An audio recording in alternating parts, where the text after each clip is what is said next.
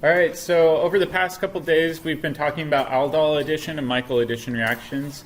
We said that a Michael addition is where you have a Michael donor, which is a resonance stabilized nucleophile that attacks the beta position on a Michael acceptor. And your Michael acceptor must be an alpha beta unsaturated aldehyde or ketone.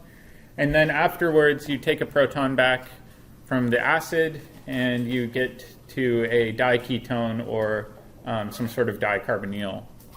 We went over all the common Michael donors, and then we went through a few practice problems, and we said that you get 1,2 addition if you use a strong nucleophile, 1,4 addition if you use a weak nucleophile, and then if you want to turn an enolate into a weak nucleophile, we can make an enamine that's way more gentle, and then at the end hydrolyze off your enamine to get to your ketone. So some pretty neat chemistry.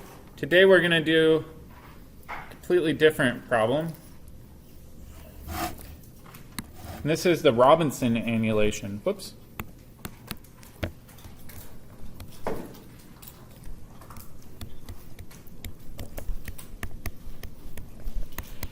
And I like the Robinson annulation because at this point you guys already know how to do it, but it looks way more complicated than it actually is.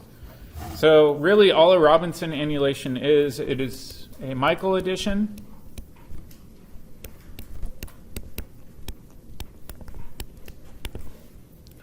followed by an intramolecular aldol condensation.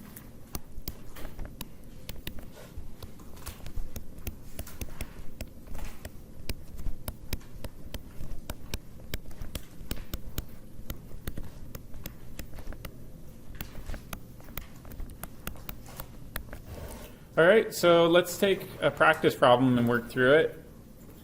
In this case, we're going to start out with our 1,3-diketone. We're going to treat this with sodium hydroxide, and then we're going to, oh my goodness, and then we're going to treat it with this ketone. So what I want you guys to do for the first step is provide the entire mechanism for the Michael addition and then stop there. All right, so let's go through and do the whole Michael addition. All right, so first step, we know we're going to steal an alpha proton. Those center protons between the two carbonyls are way more acidic because if we deprotonate them, all right, so our resonance stabilized carbanion, we've got the negative charge right there. At this step, we're going to treat it with our alpha beta unsaturated ketone. Sorry, I'm not sure if it's the cable or the adapter or what. All right, and at this step, we're going to do a 1,4 addition since it's a stabilized nucleophile.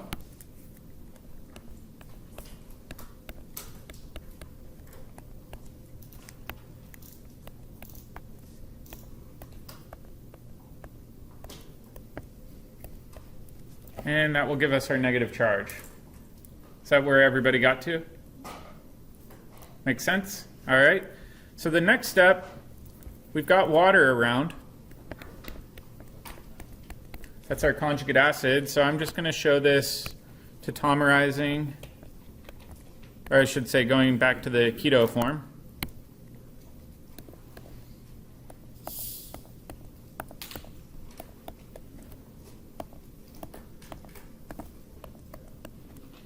And we regenerate hydroxide, right? Oh, thank you for getting a carbonyl. All right, so the next step's a little bit tricky. A lot of people will say, well, we've got another alpha proton here. Can we deprotonate that? Yeah, you could. In equilibrium, you could deprotonate that alpha proton. And then you could say, well, maybe if we deprotonate this and we have a negative charge here, maybe it could attack into something else. Do you think that's very likely? No. We could say, well, why doesn't it attack in there?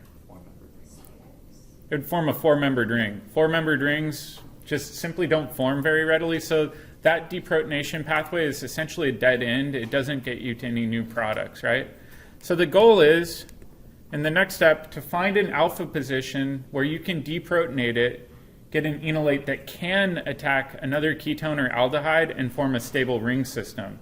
So let's identify other alpha protons. So for example, right here, I've got alpha protons. If I deprotonate one of those, do you think it will attack into another ketone? No, again, we'd run into the strained ring problem. All right, what about over here?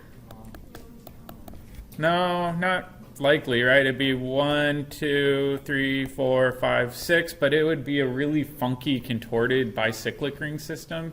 That's not likely to happen. Okay, so that leaves us one last set of alpha protons coming off here. So let's draw our enolate.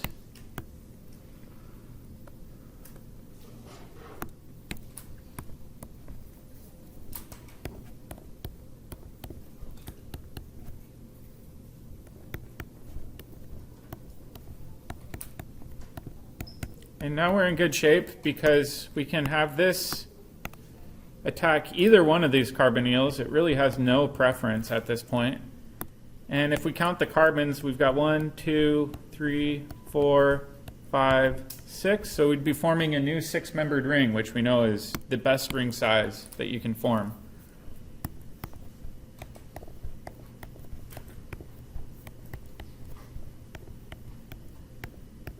And off the 6th position, we would now have an oxygen with a negative charge.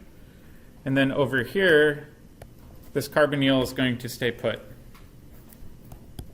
So that is our intramolecular aldol, right? The next step in an aldol is we have to protonate the alkoxide.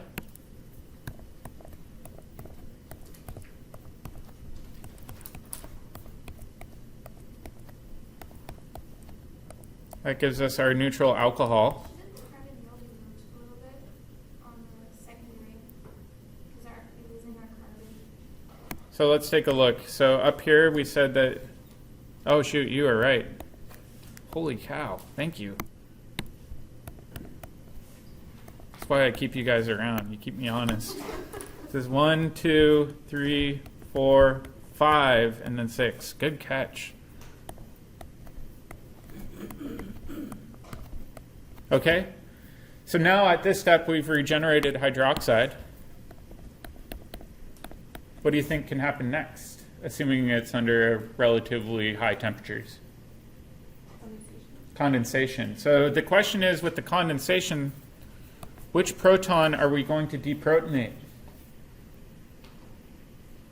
Probably the bridge had the one above it. Oh. So if you remember, the alpha beta position forms a double bond in a condensation reaction.